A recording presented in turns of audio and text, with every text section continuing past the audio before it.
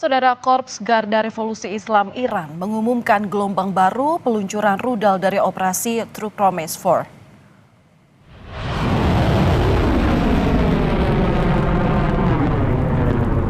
Kami kutip dari media Iran, Press TV menyebut Korps Garda Revolusi Islam Iran meluncurkan rudal sebagai balasan ke Amerika Serikat dan Zionis Israel. Media Iran juga menuliskan kantor Humas Korps Garda Revolusi Islam Iran mengumumkan serangan gelombang ke-37 pada Selasa waktu setempat.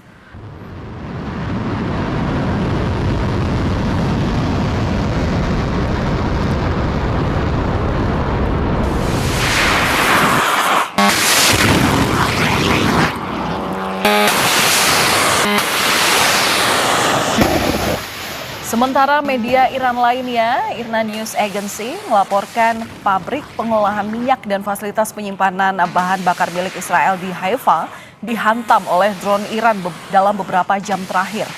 Jubir dari Markas Besar Pusat Khatam Al-Anbiya bilang serangan sebagai respons atas pemboman depot minyak Iran di Tehran dan Alborz.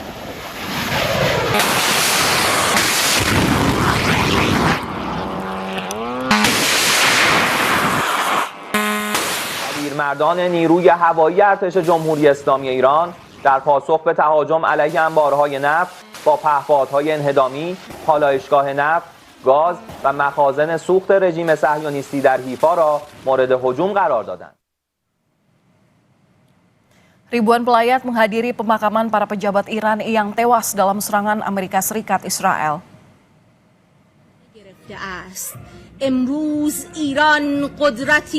Prosesi pemakaman berlangsung di alun-alun Enghelab di ibu kota Iran, Tehran. Selama prosesi, pelayat sering meneriakkan slogan anti Amerika Serikat dan Israel. Hal itu sebagai respons atas kematian pejabat mereka yang dianggap akibat serangan dalam situasi geopolitik yang memanas.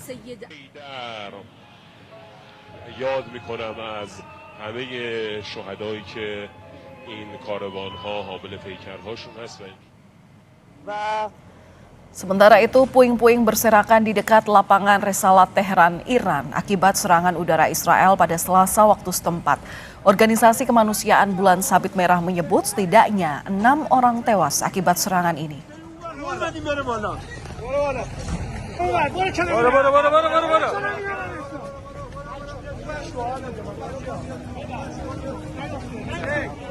Saudara, militer Israel melancarkan serangan ke kota Tabriz, Iran.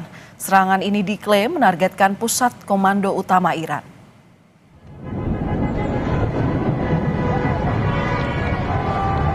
Asap tebal ini menyelimuti langit Tabriz setelah ledakan mengguncang kota tersebut.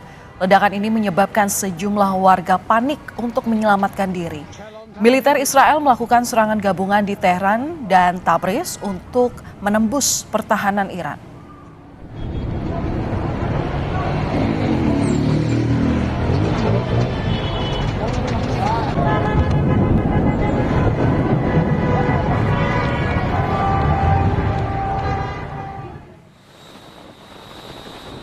Militer Amerika Serikat kembali merilis video peluncuran misil dari kapal perusak USS Frank Patterson Jr. saat sedang berlayar di Laut Arab. Sebelumnya, Presiden Amerika Serikat Donald Trump mengancam akan meningkatkan perang dengan Iran jika negara tersebut memblokir pengiriman minyak dari Timur Tengah.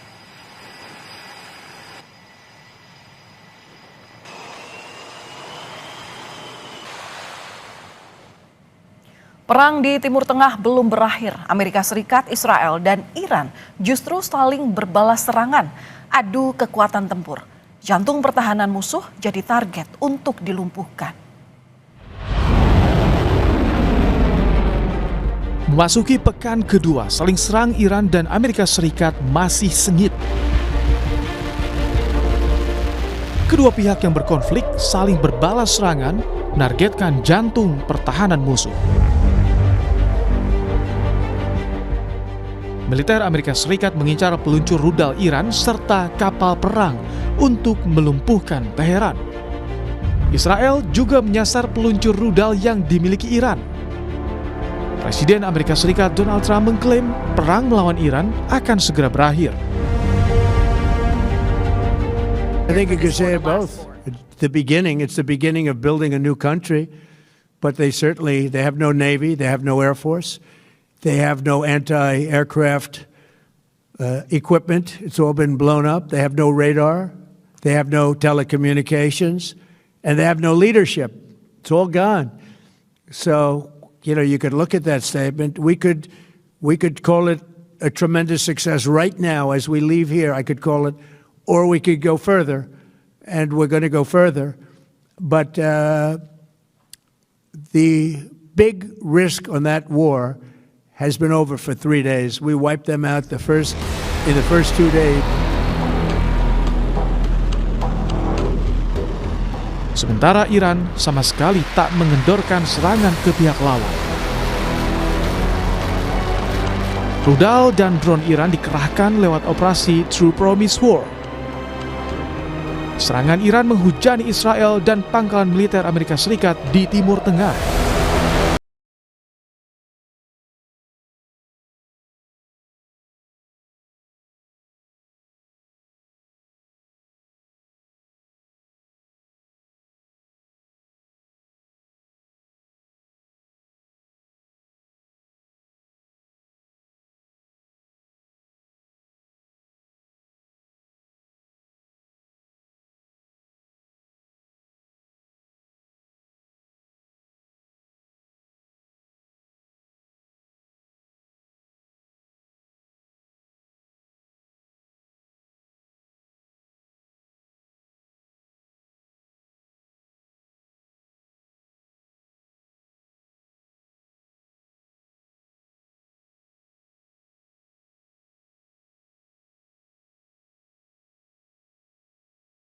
Ghost Unmanned Combat Attack System ini adalah senjata terbaru AS dalam serangan ke Iran.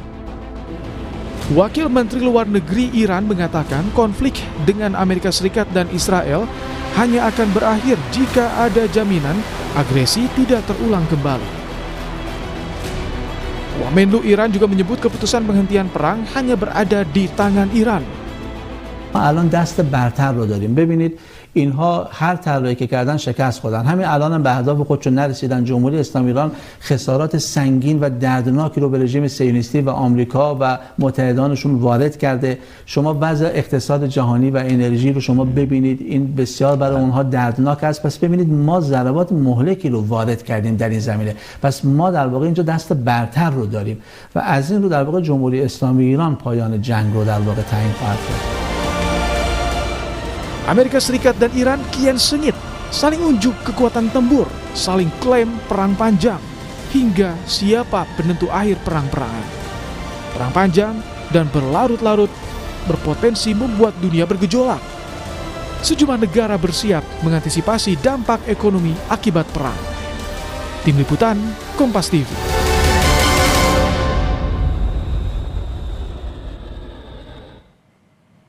Dan saudara membahas soal peta kekuatan perang Timur Tengah antara Amerika Serikat, Israel, dan Iran.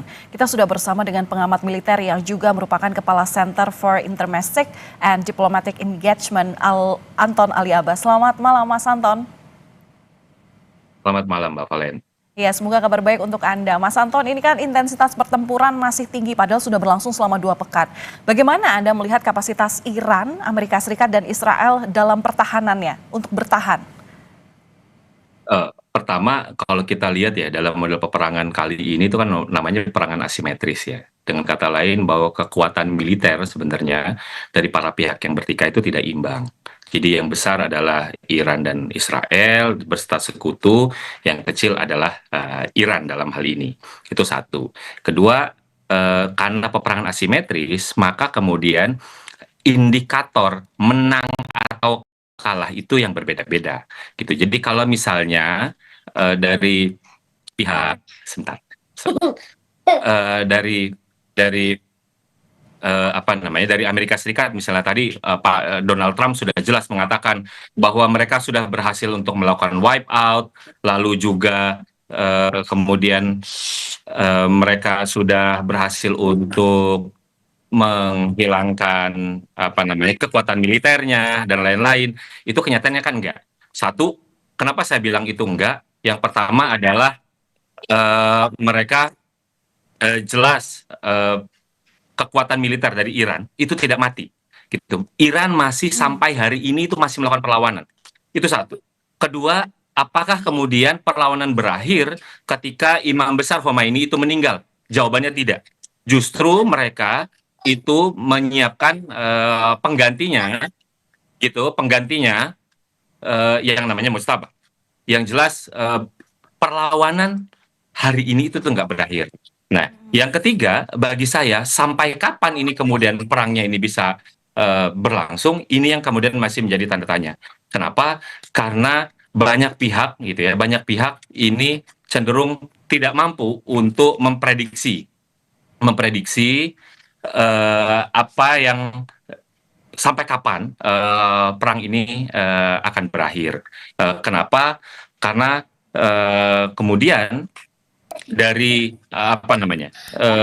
tekanan-tekanan yang muncul gitu ya, itu masih tetap berlangsung sampai sekarang. Itu sih Mbak Valen. Ya, tapi kalau melihat dari proses peperangan yang terjadi, jika hari pertama itu serangan, hari kedua balasan, sekarang itu masuk di tahapan apa sih, Mas Anton?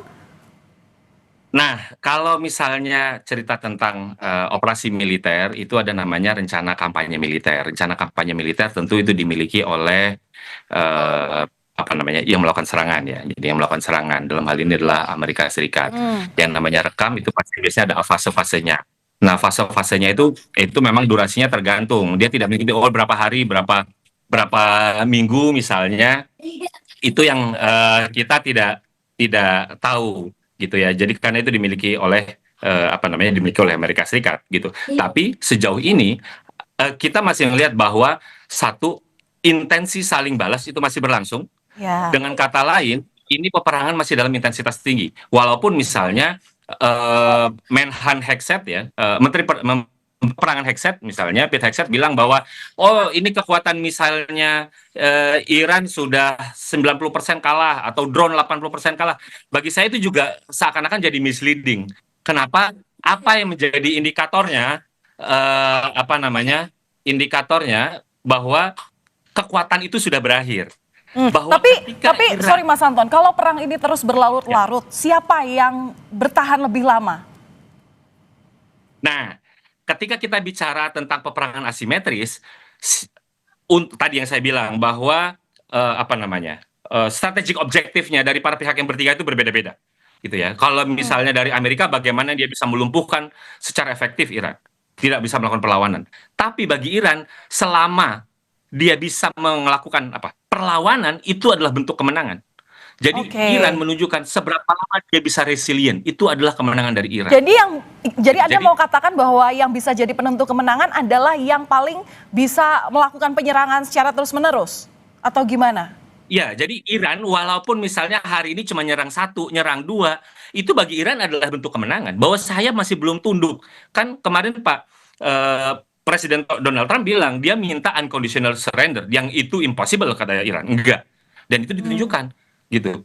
Dengan serangan lawan. Pokoknya 1-2 hari pertama itu kan tunjukkan bahwa kita berhasil untuk melakukan wipe out pimpinan-pimpinan gitu. Tapi kan kenyataannya Anda bisa lihat bagaimana serangan drone, bagaimana serangan misil, itu kan angkanya sangat fantastis.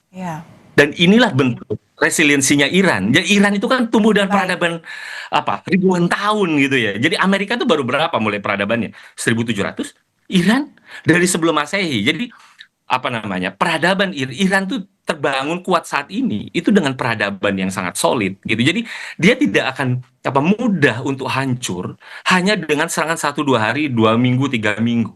Saya tidak yakin misalnya Amerika sudah menyatakan, ini kita akan menyiapkan perang 4-8 minggu. Akan selesai? Saya tidak yakin dengan itu. Baik. Terima kasih sudah berbagi analisa Anda di Kompas Malam Kompas TV, Mas Anton Ali Abbas, selaku Kepala Center for